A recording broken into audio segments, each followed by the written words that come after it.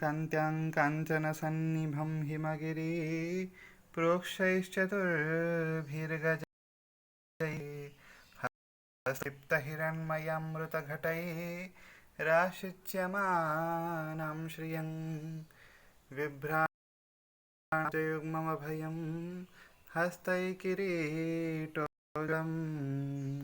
क्षौमाबद्धनितम्बबिम्बललितं वन्दे रविन्दस्थितम् ॐ महालक्ष्म्यै च विद्महे विष्णुपत्न्यै च धीमहि तन्नो लक्ष्मी प्रचोदयात्।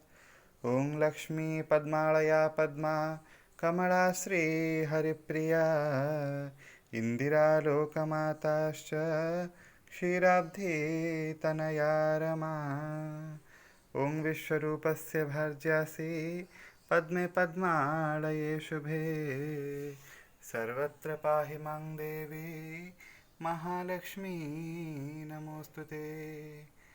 ॐ नमस्ते सर्वदेवानां वरदासि हरिप्रिये या गतिस्त्वत्प्रपन्नानां सा मे भूयात् त्वदर्चनात्।